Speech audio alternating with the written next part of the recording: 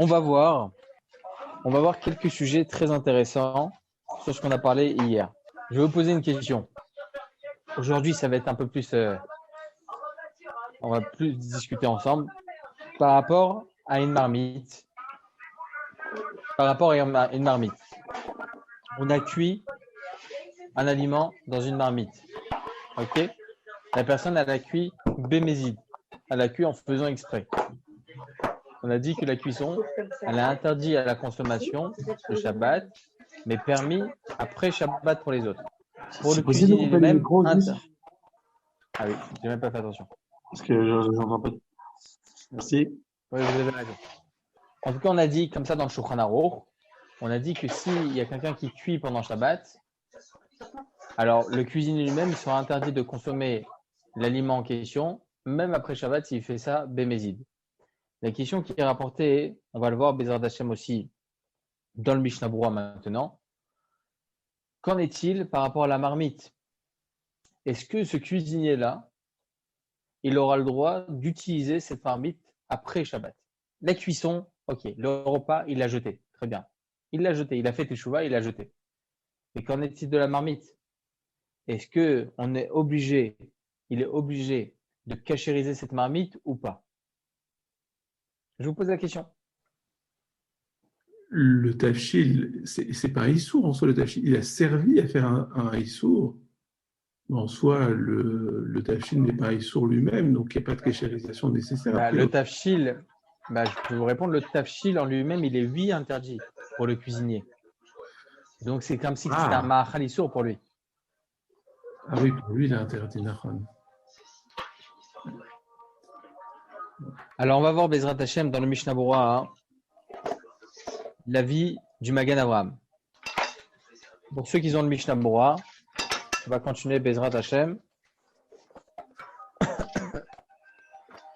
faut que ce soit attractif aussi pour pas que ceux qui n'ont pas le Mishnah Berurah, ça soit il reste de côté Chaz v'Shalom, Chaz v'Shalom. En tout cas, on a vu hier l'alinéa 1.1 du Mishnah Berurah. On va continuer Bezrat Hashem, comme ça on va pouvoir répondre à cette question. On avait dit autre chose hier. On avait dit que lorsqu'il y a une discussion dans les Chachamim, une divergence d'opinion sur un sujet, alors l'interdit par lui-même sera permis à la consommation pendant Shabbat parce que ça reste un interdit des Rabbanan. Je vous avais donné l'exemple hier par rapport à cuisson après cuisson sur un aliment liquide. On avait dit que si la personne, en fin de compte, elle a mis son plat liquide sur la plata, ok, on aura le droit de le consommer pendant Shabbat. On n'a pas de problème. Vous allez chez quelqu'un, vous allez chez des amis. Et il vous dit, bon, Hachem, voilà, ce sont des amis, ce sont des personnes qui ne sont pas trop religieux, mais il vous dit au préalable, j'ai cachérisé tout est nickel, il n'y a aucun problème. Tout est Badat Bet Yosef, il y a tout ce qu'il faut, ok, il n'y a aucun problème pour la viande, rien du tout. Rien du tout. Très bien.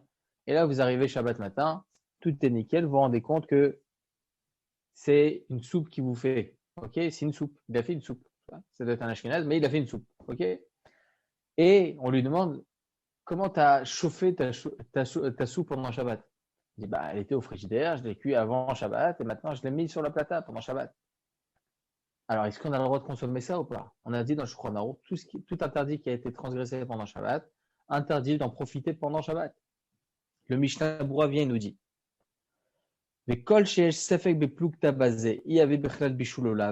lorsqu'il y a une discussion, si c'est considéré comme cuisson ou pas, comme en l'occurrence, s'il s'agit d'une cuisson lorsqu'il y a cuisson après cuisson sur un aliment liquide, on avait dit que sur le Rambam, il n'y a aucun problème. On ne tranche pas comme ça, évidemment, mais il y a une divergence d'opinion. Ou bishar melachot me'agavna, ou bien dans toute autre melachot du même sujet, lorsqu'il y a une discussion dans les chachamim, est-ce que c'est permis ou interdit? En lesor bediavad. On n'interdira pas a posteriori si la chose a été faite. Des kol haïsour azé ou rak miderabanan. Shiknasuhu usfeka derabanan la kula. Étant donné que là, il s'agira d'un interdit derabanan, alors quand il y a un safek, est-ce que c'est interdit ou pas? Alors on dira safek derabanan la kula. Très bien. Alors si cet homme-là, il vous dit, j'ai fait chauffer ma soupe sur la plata, elle était au frigidaire au préalable, alors on pourra consommer sans aucun problème. Ok? C'est ce qu'il nous dit ici le Mishnah Berurah. Encore une fois, comme on a dit hier, lorsqu'il y a une divergence d'opinion, l'interdit devient dérabanan, d'ordre rabbinique, et donc on pourra en profiter pendant Shabbat. Très bien. Quelque chose qui n'est pas compréhensible? Tout est bon? Tout est bon. Très bien. On avait rajouté dans le Rama, on va arriver à la question que je vous ai posée au préalable par rapport à la marmite par elle-même. On a rapporté comme ça dans le Rama, Oechad Mishar Melachot, c'est-à-dire pas seulement la cuisson, si une personne cuit pendant Shabbat, alors si c'est fait bémézid, alors interdit pour le cuisinier à tout jamais, et pour les autres que Motzei Shabbat, etc., etc. Pas seulement les trucs de cuisson, mais chaque 39 Melachot, un des 39 Melachot qui a été réalisé, alors on devra interdire pendant Shabbat.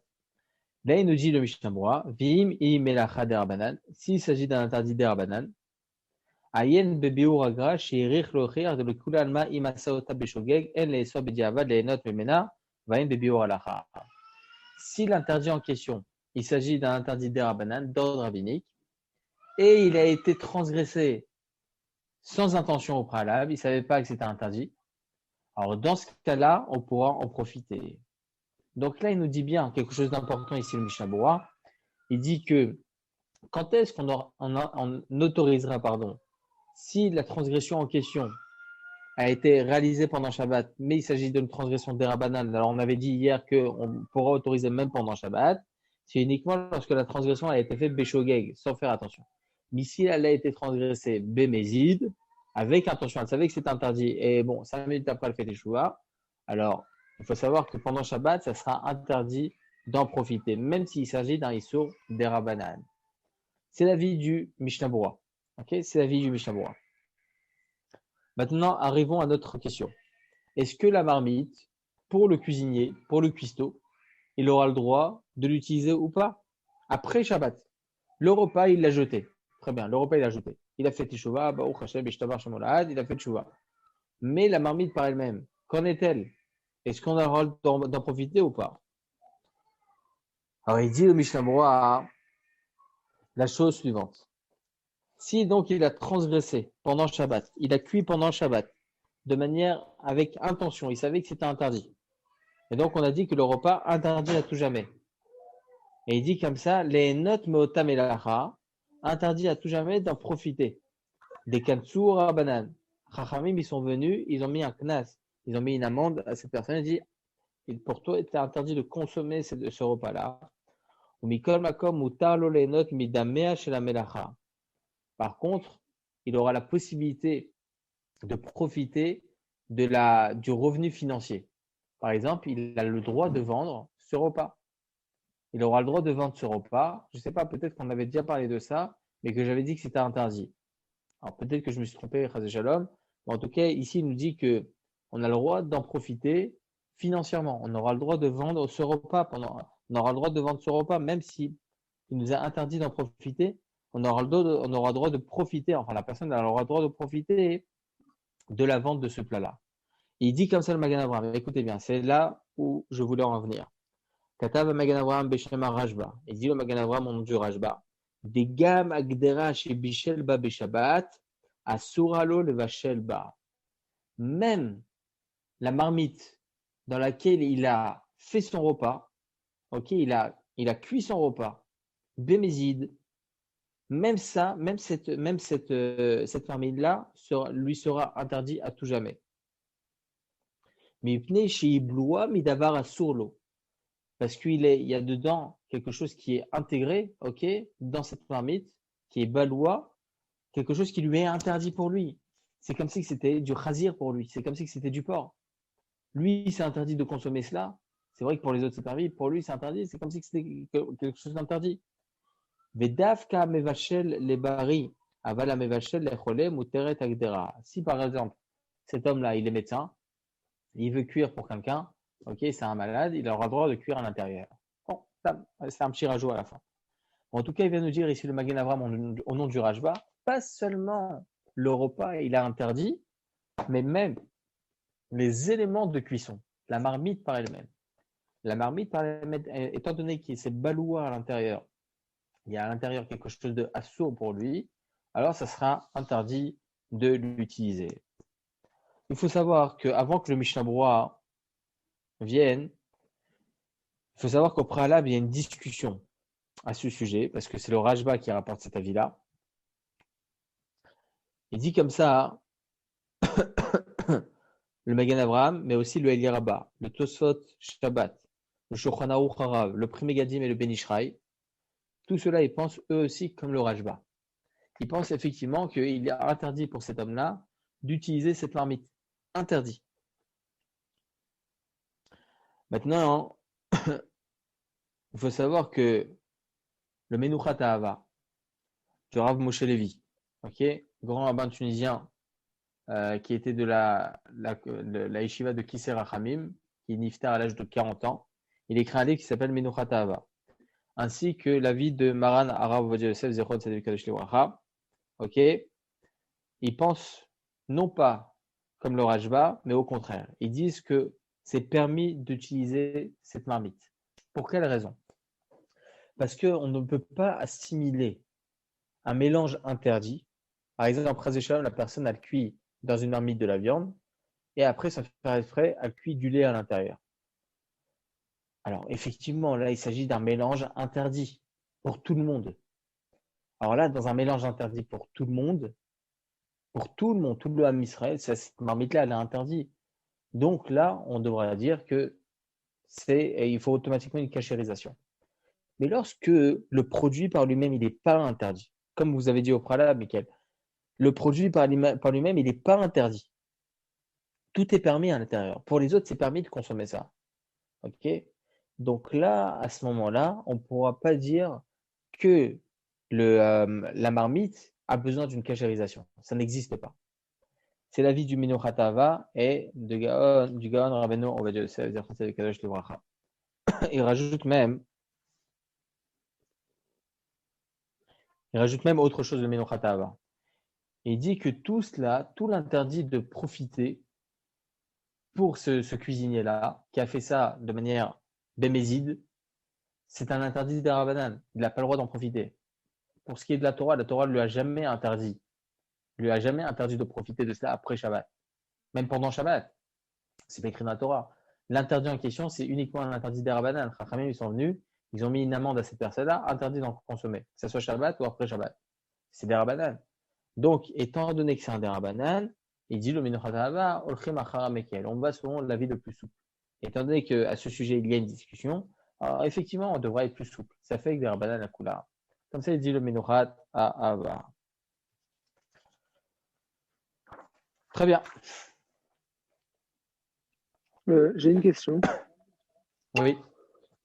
Vous avez dit un peu plus tôt comme quoi on aurait le droit de faire du profit avec ce qu'on a cuisiné pendant Shabbat. Oui. Dans ce cas, si on aurait le droit de faire du profit, on aurait le droit aussi de travailler pendant. Si on suit ce raisonnement, j'aurais le droit de travailler pour. Enfin, pas travailler, mais c'est-à-dire continuer un commerce pendant Shabbat, faire tourner un commerce. Par Je suis pas trop d'accord avec ça, quoi. Par rapport aux revenus financiers? Ouais, c'est ça, en fait. Vous avez dit on a le droit de faire un profit. Alors, ce que j'ai dit, après je vais vous répondre à votre question, mais ce que j'ai dit, c'était la personne, elle a cuit de manière méside, c'est-à-dire elle a fait exprès de cuire. Évidemment, elle a fait un grand issour, évidemment. Et là, elle a fait teshuva 5 minutes après. Elle dit au rabbin, elle dit, Rav, qu'est-ce que je fais avec ce repas? Il lui dit, tu sais quoi, c'est interdit. C'est écrit là comme ça dans la Gemara, que ce repas-là était interdit à toi à tout jamais. À tout jamais. Maintenant, il a fait quelque chose de pendant Shabbat. C'est interdit, évidemment. C'est interdit de le faire. Mais il l'a fait. Alors on lui dit, c'est vrai que tu n'as pas le droit de le consommer, mais tu as le droit d'en profiter financièrement. Tu as le droit de le vendre. Ça, c'est ce que j'ai dit. Votre question à vous se base sur autre chose. Se base sur le fait, est-ce que j'ai le droit d'avoir un bénéfice durant Shabbat sur un travail qui est réalisé pendant Shabbat? Pas un non-juif. Ok? Pas un non-juif. Est-ce que j'ai le droit d'avoir ça ou pas? Alors, c'est quoi le problème? Vous allez me dire, c'est quoi le problème, etc. faut savoir que le Shabbat, comme je l'ai toujours dit, à chaque fois je le redis, Shabbat, c'est Shabbat Kodesh. C'est-à-dire que Kadosh Baruch Hu, il nous a mis le jour du Shabbat pour qu'on n'ait plus aucune activité de rôle. Donc, à partir du moment où il y a quelqu'un qui fait pour nous un travail pendant Shabbat, on a quand même une activité, notre tête, elle est un petit peu là-bas. Combien il va ramener, etc., etc. Donc là, dans certains cas, c'est interdit. Dans certains cas, c'est permis. Ces sujets-là, ils sont assez complexes, évidemment. Il y a plusieurs simanim dans le Shulchan Aruch, au début du Shulchan Aruch, qui parlent justement de ça par rapport aux revenus qui pourraient nous arriver pendant Shabbat, des bénéfices qui pourraient nous arriver pendant Shabbat. Quand est-ce qu'on a le droit de faire affaire en associé avec un non-juif, qui lui travaille pendant Shabbat et moi je travaille pour lui un autre jour, etc. Bon, tout ça, ce sont des séifim très, très complexes dans le Shulchan Aruch. Mais il faut savoir que la généralité est la suivante. Il n'y a pas de généralité. C'est ça la généralité. C'est-à-dire que chaque cas, il est différent. Chaque cas, chaque personne ira voir le Rav de sa ville, le Rav qu'il connaît. Pourquoi? Parce qu'il faut savoir que dans ce genre de situation, tout dépend de la personne. Comment elle est, comment elle va réagir, comment elle va faire. Parce que, vous savez, il y a à peu près 2 ans de cela, je vous donne une histoire, hein, on se détache un peu, mais c'est vrai que ça permet de ça permet de se reposer aussi, psychologiquement. Il y a à peu près 2 ans de cela, il y a une dame qui m'a contacté de Ashdod et elle m'a dit, parce qu'on avait fait un Shabbat il y a 2-3 ans, je ne me souviens plus, on avait fait un Shabbat parce qu'il y allait avoir peut-être une guerre avec Gaza, etc. Et on avait dit, plusieurs rabbinим comme ça, on s'était dit, on va faire un Shabbat chez Kulo Torah, que tout le monde Bezrat Hashem étudie. Bien évidemment, on n'avait pas la possibilité de ramener tout le monde et tout ça, donc on a demandé chacun de son côté qu'il fasse en sorte qu'il étudie 1 heure, une demi-heure de plus, 3 quarts d'heure, n'importe. En tout cas, qu'il fasse quelque chose en plus pour ne pas que les Chayalim rentrent à Gaza, etc., qu'il y ait vraiment une Yeshua. Et il y a une dame qui m'a contacté, c'est une dame de Ashdod, qu'ils avaient fait Teshuvah depuis, enfin, pas Teshuvah, pardon, ils avaient fait la Aliyah depuis 2 ans. Et Baruch Hashem, le mari, il était dans les meilleurs yeshivot, extraordinaire, il était en Israël lorsqu'il était Bachor, il était dans les meilleurs yeshivot. Et elle me dit, Rav, qu'est-ce qu'il faut que je rajoute et tout ça. Je lui dis, essayez de faire ça, ça, ça. Bon, je lui ai proposé quelque chose. Et elle me dit, ah, je vais vous raconter quelque chose. Ça fait 2 ans qu'on a fait notre aliyah. Mon mari était dans les meilleurs yeshivot. Depuis qu'on est monté en Israël, il a voulu monter sa boîte de restauration à Ashdod. Il a commencé à ouvrir sa boîte de restauration à Ashdod. Il a vu que ça ne marchait pas. Il l'a ouvert. Il a délocalisé à Natania. Il a ouvert là-bas. Il a vu que le monde de la restauration à Natania était bien différent que ce qu'il pensait. Il y en a beaucoup de restaurants qui ouvraient pendant Shabbat. Il s'est dit que là, il y avait un gros problème de concurrence et tout ça. Au fur et à mesure, il a ouvert le Shabbat. Au jour d'aujourd'hui, il était dans les meilleurs yeshivot, etc. Au jour d'aujourd'hui, cet homme-là, il est Mechalel Shabbat. Donc, ce n'est pas une histoire pour donner une halakha, ok? C'est pour vous faire comprendre la gravité. Parce qu'effectivement, dans certains cas, chez certaines personnes, l'association avec un goy peut emmener Chaz v'Shalom au Chilul Shabbat. Donc, chaque cas, il est différent. C'est pour ça que je ne pourrais pas vous donner une réponse claire, nette, précise sur ce sujet-là par rapport à l'association avec un non-juif, etc.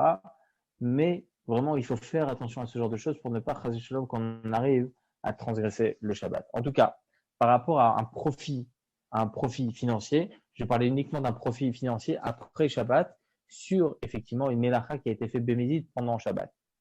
Alors là, Chachamim, ils disent, selon certains en tout cas, sur le Mishnah Torah, on autorise donc le fait de profiter de ce bénéfice-là après Shabbat, évidemment. Très bien. Une autre question?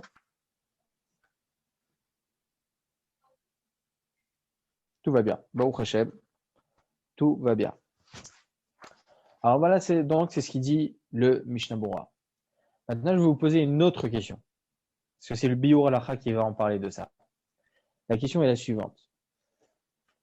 Si l'interdit en question qui va être transgressé ne change en rien l'objet par lui-même, ou bien c'est un homme qui vient, qui porte dans un endroit public avec un gâteau, okay, ou bien il vient en voiture avec un repas, ou bien, je sais pas, il y a plusieurs cas qui sont rapportés ici. Il dit ici, Mirshut Lershut, là, ou bien une personne qui trempe un ustensile pendant Shabbat, l'objet par lui-même ne change pas. Il reste le même. Mais il y a une transgression qui a été réalisée autour de cet objet. Alors, est-ce que l'interdiction de profiter pendant Shabbat de cet objet-là reste le même que lorsque l'objet par lui-même change? Vous avez compris la question? Non, j'ai pas très. Enfin, je peux répéter la question, j'ai pas compris. Alors, je vais vous donner l'exemple type pour que ça soit le plus compréhensible. Si une personne vient pendant Shabbat, il me fait une surprise, il vient pendant Shabbat avec sa voiture, il me ramène un gâteau. Il vient, Shalom Bracha, mais t'habites pas ici? Bon, je suis venu en voiture. Bon. Et il a ramené un gâteau avec lui. Il y a écrit sur le gâteau, Badat, Saïda, Haredi, tout ce qu'il faut, nickel, il n'y a pas de problème. Est-ce que j'ai le droit d'en profiter ou pas? L'interdit, il n'a pas été réalisé sur l'objet qui est le gâteau. Il a été réalisé comment il a rapporté ce gâteau. Donc, est-ce que j'ai le droit d'en profiter pendant Shabbat ou pas? Bémézid ou Béchogeg, ça ne change pas? Aucune différence. Je Dans pense ce cas-là. que oui. Alors, je pense que oui. Oui, Pour pas permis. offenser la personne, non? Vous avez raison. Mais on va essayer de comprendre. Le biur halakha, j'essaie d'être le plus à l'oral possible parce que je sais que certains n'ont pas de Mishnah Berurah, donc c'est frustrant d'écouter aussi, faire que écouter. Mais il dit comme ça le biur halakha. Pour ceux qui ont le Mishnah Berurah, c'est la linéa 2. Achat mishar melachot. Il dit comme ça, le biur halakha. Katav bechaye adam. Le chaye adam vient nous apprendre que l'altet. Davka bedavar shenaase maase beguf adavar shenishtana mikmot shaya kimevashel vekeyotsebo. Quand est-ce qu'on interdira de profiter de l'objet transgressé? Uniquement lorsqu'il y aura un changement sur l'objet lui-même, comme le fait de le cuire. Une viande a été crue, maintenant elle est cuite. Ok? Donc il y a une différence, elle n'était pas mangeable, maintenant elle est mangeable. Donc là, effectivement, il y a un problème, on n'a pas le droit d'en profiter. On comprend. Avalamotzi mirshut lirshut. Une personne qui prend un objet, il le sort d'un domaine à un autre. Donc il fait un issur de la Torah. Sortir d'un domaine public à un domaine privé, c'est un issur de la Torah. Shelo nishtana davar mikmot shaya. Donc il n'y a aucun changement sur l'objet par lui-même. Im beshogeg. Alors là, monsieur Philippe Cohen, vous allez voir. Im beshogeg. Si ça a été fait sans intention. Mutar afilou lo vafilou bo bayom. C'est autorisé d'en profiter, même pour lui, pour la personne qui a transgressé le péchogeg, elle n'a pas fait exprès, même le jour même de Shabbat. Vei bemezid. Si par contre ça a été transgressé avec intention, asur afilou lacherim ad motzei Shabbat miyad. Interdit d'en profiter jusqu'à motzei Shabbat pour tout le monde. Mikol makom yesh lachme bekol isur Torah kmo mevashel ad kan shono. Il continue, et en tout cas le Chaye Adam il finit sur ça, il dit quand bien même on interdira, on devra être plus strict au sujet de tout ce qui est sur Torah, lorsqu'il y a transgression de la Torah, comme par exemple la cuisson, etc. Si la personne transgresse un interdit de la Torah, même si en fin de compte il n'y a pas de changement sur l'objet par lui-même, ça serait interdit étant donné que c'est un interdit de la Torah. Mais il continue le Biur halakha. Il continue le Biur halakha en disant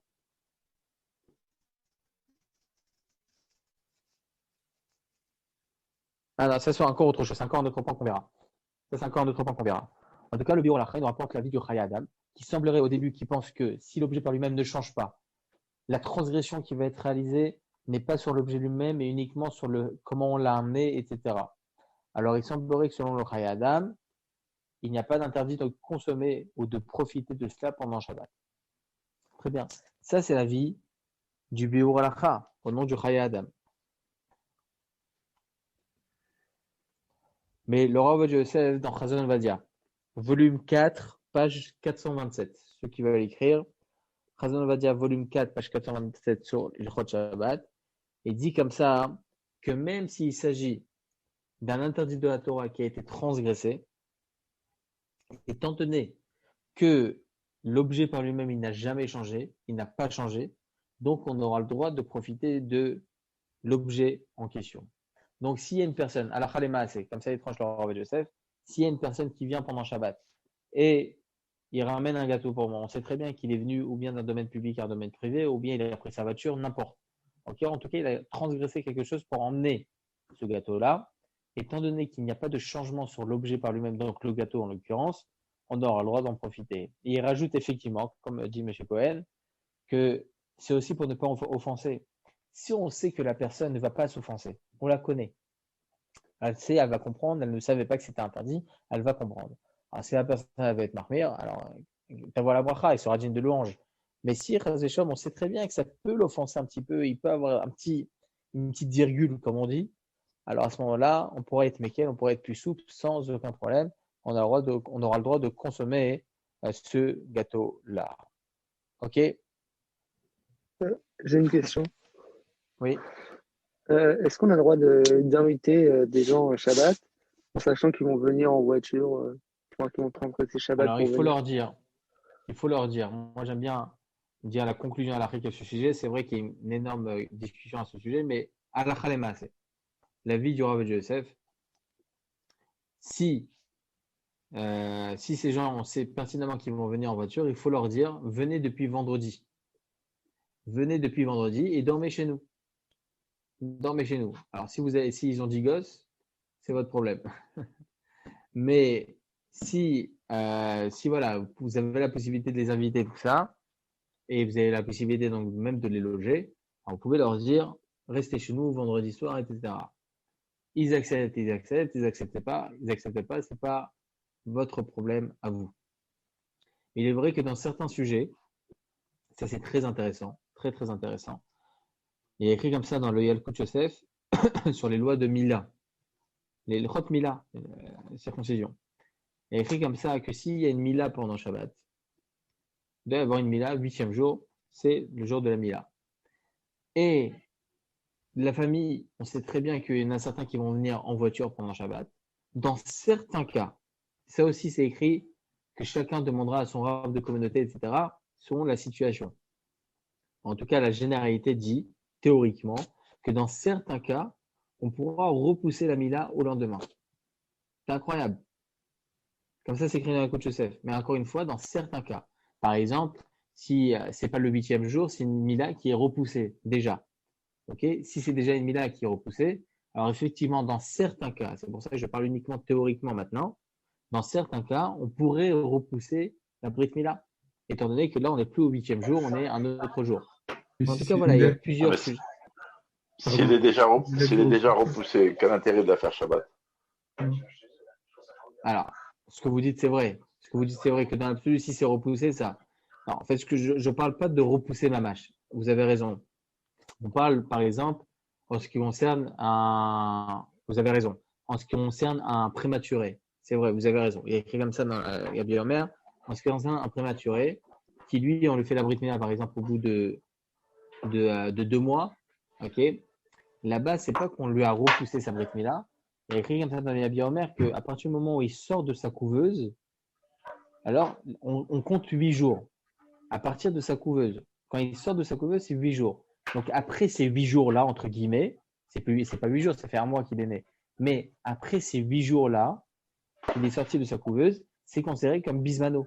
C'est considéré comme en son temps. Donc on pourra le faire même pendant Shabbat. Dans certains cas à ce sujet, alors on pourrait repousser pour après Shabbat. Vous avez raison. Vous avez raison. Une Brit Mila, je précise pour ceux qui n'ont pas compris, une Brit Mila qui n'est pas en son temps, alors on ne fait pas ni le jeudi, ni vendredi, ni Shabbat. Ok, on ne fait pas les 3 jours. On fait que à partir du dimanche. Top. Si la chose est comprise, je continue. Je vous pose une autre question. Aujourd'hui, c'est questions-réponses. Hein. Mais on va apprendre ça, Bezrat Hashem, de tous les petits points que nous rapporte le Bio à la Chai et le Mishnah Berurah. Il y a certaines actions, certaines melachot qui sont faites pendant Shabbat, mais qu'on ne pourra jamais avoir une hana pendant Shabbat. On ne pourra jamais en profiter pendant Shabbat. Je vous donne un exemple. Un des 39 travaux, c'est quoi? C'est semer. Siman 336 dans le Shulchan Aruch. Semer. Lorsque vous allez mettre une graine, vous n'allez jamais pouvoir en profiter pendant Shabbat, évidemment. Lorsque vous allez mettre une graine, il y a écrit comme ça dans les lois de Trumot Maasrot, les lois de Orla, etc., dans plusieurs endroits, les lois de la Shemitah, d'ailleurs c'est l'année prochaine. En tout cas, dans toutes ces lois-là, il y a écrit que combien de temps ça met pour qu'une graine puisse s'enraciner dans la terre, qu'il y ait déjà les racines? Minimum 3 jours. Minimum 3 jours. Donc, en fin de compte, c'est quoi la mélacha que je vais faire? Le Mintra Trinour se pose la question. En fin de compte, il a fait quoi ce gars-là? Il n'a rien fait du tout. Il a semé. En fin de compte, il n'y a rien qui est fait. C'est comme ça c'est rapporté dans la Gemara, c'est comme si je prenais une graine et je la mettais dans un verre. J'ai rien fait. Donc, avoir pris une graine et l'avoir mis dans la terre, c'est quoi l'interdit? Comme ça se pose la question de Mintra Trinour. Quand est-ce qu'en fin de compte, le maassi va prendre effet? Lundi, minimum. Lundi, mardi.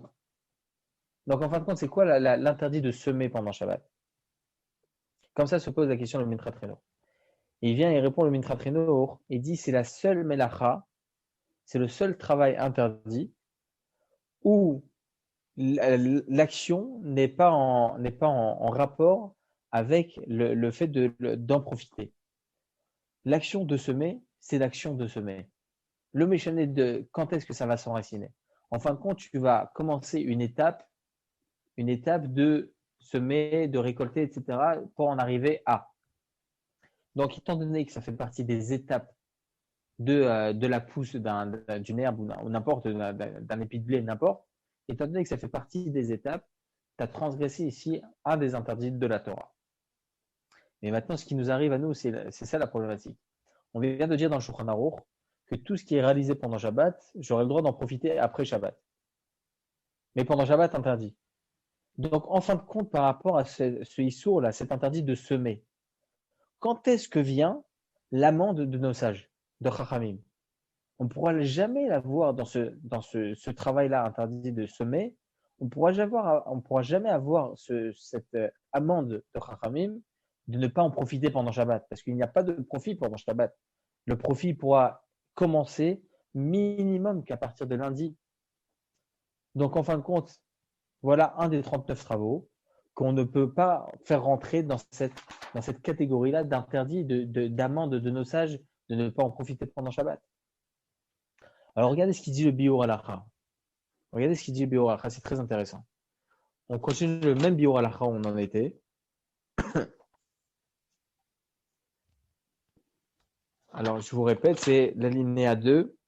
On continue le Biur Halacha. Il dit comme ça. Veda, sachez.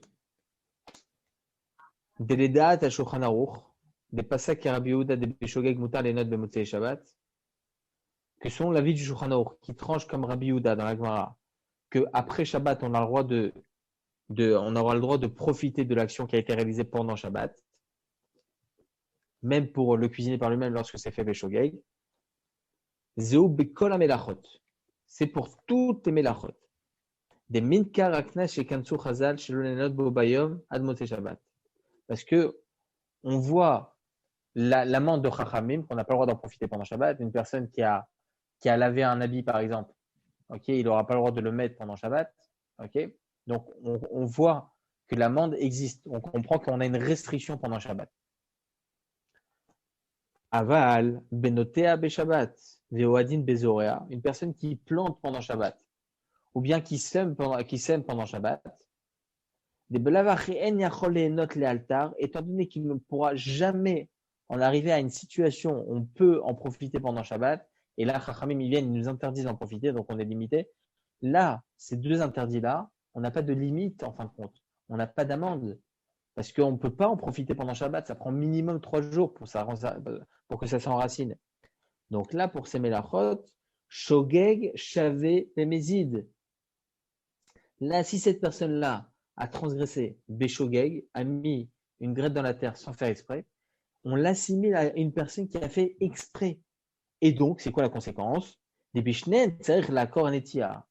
Dans ces deux cas, la personne, pour pouvoir profiter en fin de compte après Shabbat, il devra obligatoirement déraciner. Et voilà, c'est la seule solution. La seule solution. Ah, mais t'as dit tu as dit au préalable que Motzei Shabbat, s'il a fait Béchogeg, il a le droit d'en profiter. Là, dans ces deux mélachot-là, étant donné qu'on ne peut pas les assimiler aux autres 39 mélachot qu'on a vus, okay, c'est impossible parce qu'on n'a aucune limite pendant Shabbat. Le seul profit qu'on aura, c'est que lundi. Donc, en fin de compte, on n'a pas de limite qui a été réalisée, qui a été fait pendant Shabbat par Chachamim, parce qu'on ne peut pas en profiter pendant Shabbat dans tous les cas. Donc là, ces deux cas-là, que ce soit avoir planté une graine ou avoir planté un arbre, pardon, ou bien semé ou n'importe. En tout cas, si ça a été fait, la seule solution, c'est de déraciner. Tu vas en profiter, interdit même Motzei Shabbat. Ça sera interdit pour toi de profiter de cela, même Motzei Shabbat. La seule solution, c'est que tu retires cette graine de la terre. C'est la seule solution. Ken, Ita, Be'edia, Begiti, Nun Gimel, Amudbet, Kedat, Rabioda, etc., etc. En tout cas, là, on voit de là quelque chose de très intéressant. Si une personne a mis une graine pendant Shabbat, qu'elle ait fait exprès ou pas exprès, la seule solution, c'est de déraciner. Et déraciner quand? Avant les 3 jours. Parce que si elle ne déracine pas avant les 3 jours, elle aura fait là une transgression vraiment beaucoup plus importante, parce que là, ça va s'enraciner dans la terre. Ok?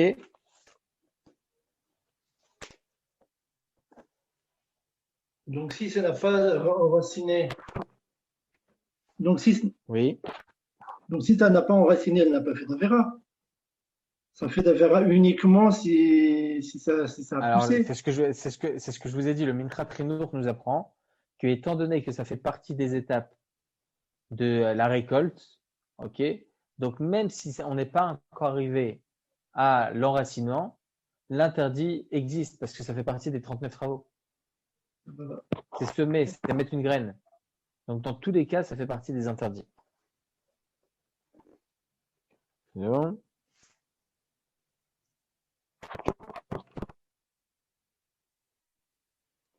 Ok, très bien. Ça, Baruch Hashem, on a compris. Une autre question.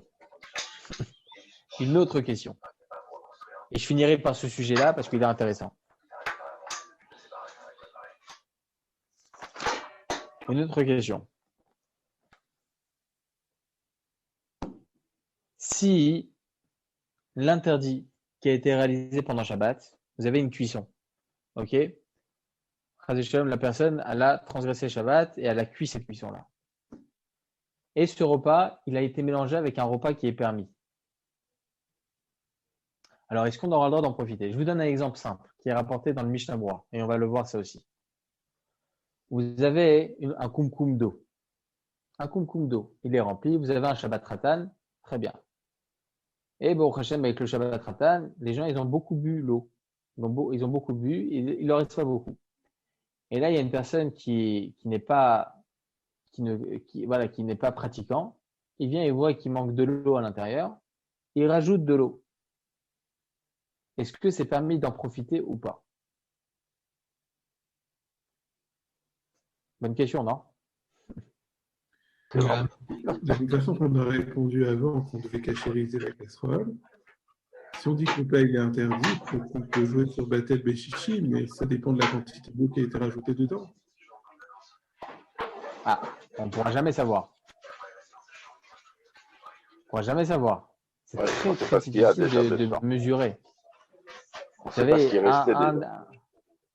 bien sûr, c'est pas ça, c'est que le Rav Ovadia Yosef dit dans une des notes, une petite note comme ça, dans Chazon Ovadia Gimel, il dit lorsqu'il y a une. Bon, les lois de Shabbat sont très très vagues, donc il y a plein de lois.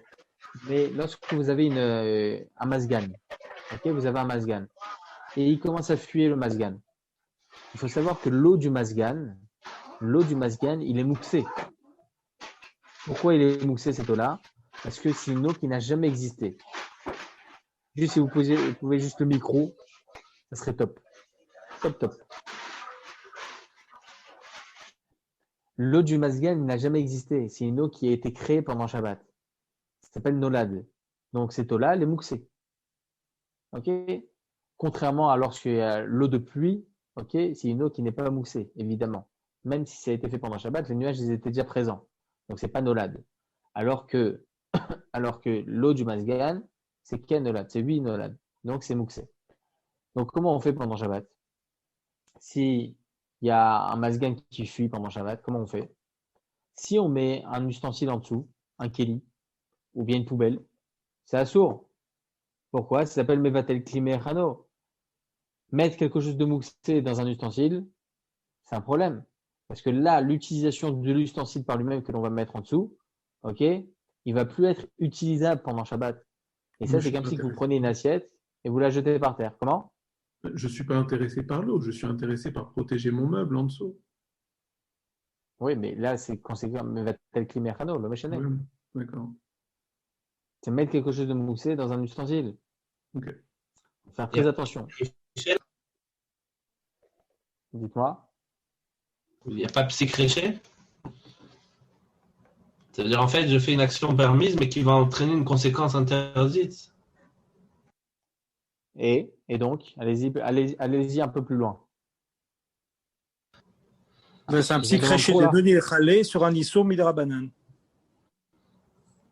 Nolad, Mais sur- c'est pas des rabananes, non? Non, c'est pas Nolad, là. Il parle de Mouktsé. Mouktsé, c'est Midrabanan. Tu sais, oui, mais Psychriché, de l'Onéchalé. J'appellerais pas ça un psychriché, moi. Là, c'est un interdit du même, parce que lorsque vous mettez un mouxé dans un ustensile, c'est pas un psychriché, c'est une melacha, là, c'est un interdit. Pas une melacha de la Torah, évidemment, mais ça s'appelle el vatel klimé chano. Donc, faites l'action. Lorsque vous mettez votre, votre poubelle ou bien un keli en dessous un masgan, là aussi, c'est une action qui est réelle, c'est pas un psychriché. Je vois pas ça comme étant un psychriché. C'est vrai que c'est très très fin, comme on en a déjà parlé. La différence entre psychriché et une melacha normale.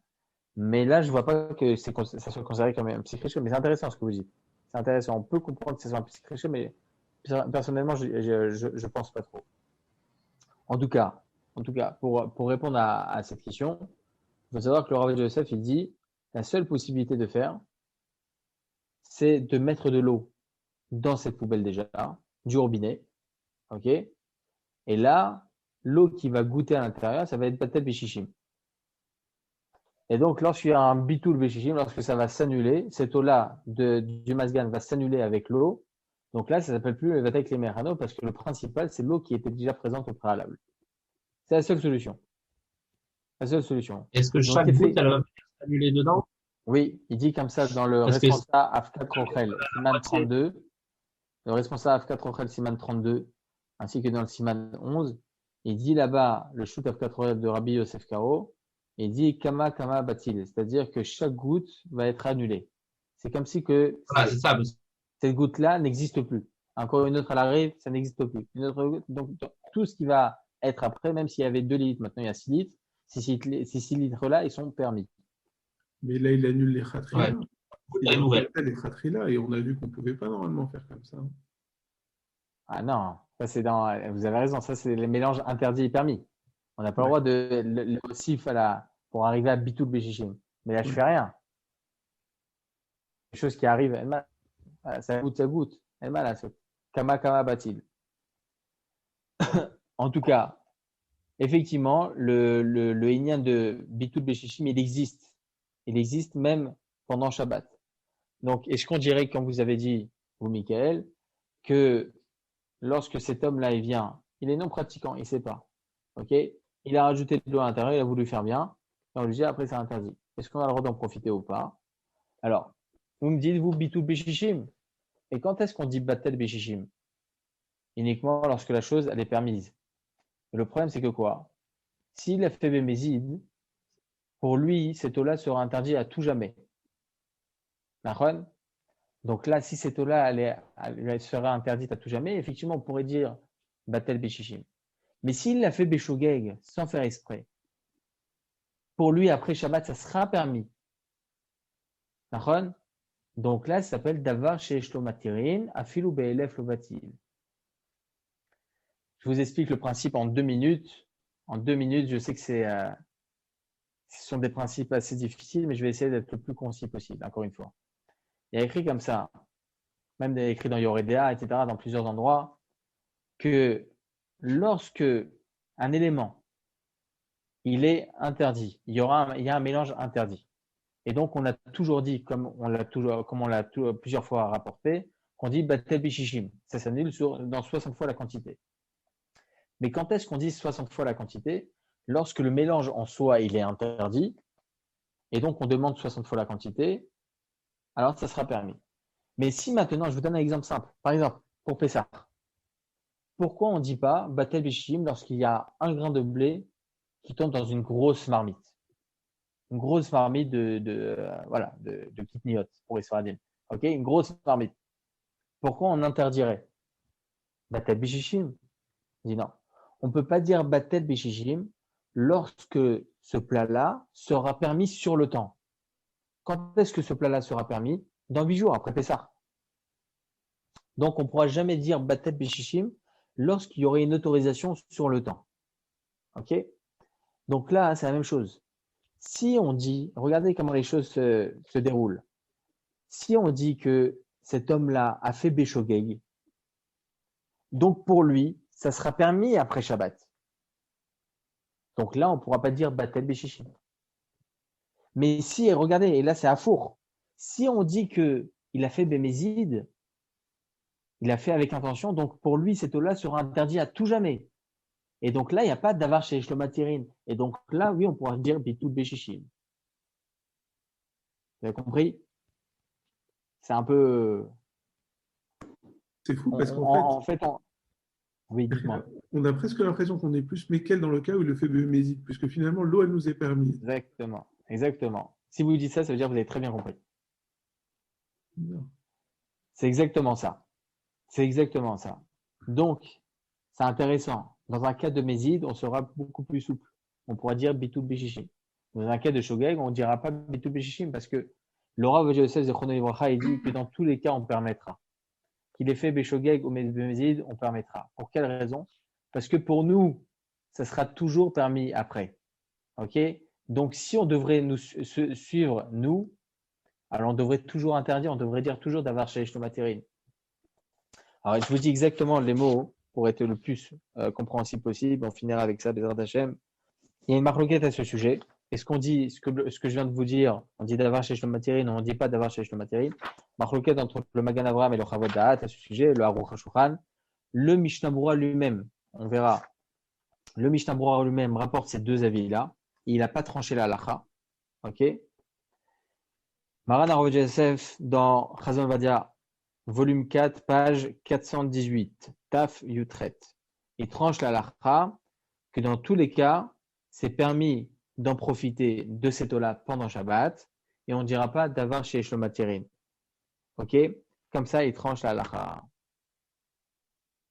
Et donc, on ne dit pas d'avoir chez Shlomatérin par rapport à ce sujet-là parce que, en fin de compte, pour certaines personnes, c'est permis, pour certaines personnes, c'est interdit. Tout ce qu'on a dit d'avoir chez Shlomatérin, dans tous les cas qui sont rapportés dans la Gemara, c'est lorsque le monde entier, enfin le peuple juif en tout cas, il est dans la même situation. Ok? Donc, étant donné que tout le monde a le même statut, alors là, on dira d'avoir chez Shlomatérin. Mais lorsque pas tout le monde a le même statut, pour lui, ça sera permis et pour lui, ça sera interdit, on ne pourra pas dire d'avoir chez Shlomatérin. Donc, dans tous les cas, selon le Rav Ovadia Yosef, on dira Batel Béchichim. C'est pour cela que cette eau-là, on aura le droit d'en profiter même pendant Shabbat, parce qu'il y aura un Bitul Béchichim. À condition qu'il y ait Shishim, parce que rajouter une casserole d'eau dans un concombre, il y a difficilement Shishim. Alors, c'est un grand klal dans Yoredea. C'est ce que je vous ai dit au préalable par rapport à ce F4 au prel. Lorsque vous allez verser l'eau, chaque goutte qui va arriver, même si en fin de compte vous versez, ok, dans tous les cas, il y aura un bitoul à l'instant. Ouais. Bitoul. Donc, dans tous les cas, même si on verse tout d'un coup, le Mishnah Berurah, il fait une certaine distinction. Mais on ne tranche pas comme le Mishnah Berurah à ce sujet. Même si on verse tout d'un coup, il y aura toujours un bitoul sur l'instant même. Voilà. J'espère que. C'est dans le cas de la bouilloire, du coup, alors si un goy met de l'eau, alors pas pour lui, mais pour les invités juifs, dans ce cas-là, ça sera interdit. Yeah. Alors, dans ce cas... Non. Avec un goy, c'est beaucoup plus complexe. Vous savez pourquoi? Parce qu'avec un goy, on peut en arriver, Chazé Shalom, à lui demander tous les Shabbats, viens rajouter de l'eau. Fais ci, fais ça. Donc là, Chachamim, ils ont mis beaucoup plus de rigueur à ce sujet. D'ailleurs, si un goy fait pour nous une melacha pendant Shabbat, on n'aura pas le droit d'en profiter directement à Motzei Shabbat, comme il dit ici le Shulchan Aruch. Non, on aura le droit d'en profiter plus tard. Le laps de temps pour lequel cette réalisation, ce travail a été réalisé. Par exemple, vous faites une machine à laver, il a fait une machine à laver, okay, on n'a pas le droit de profiter de ces habits-là pendant 1h18 ou 1h20. Ça dépend combien de temps il a pris la machine. Okay, donc, pas du tout en profiter. Donc, Chachamim, ils ont mis beaucoup plus de rigueur lorsque c'est un non-juif. Ouais, donc dans ce cas-là, dans le cas où le goy le fait même sans parler pour lui, pour l'assemblée juive, dans ce cas-là, c'est sûr qu'on ne peut pas se servir. Il n'y a pas de baptême. Je ne pense pas qu'on pourrait. J'ai un petit doute. Mais je ne pense pas qu'on devrait dire Bitul Beshishim lorsque c'est un non-juif. Peut-être que c'est écrit. Vous me posez une colle.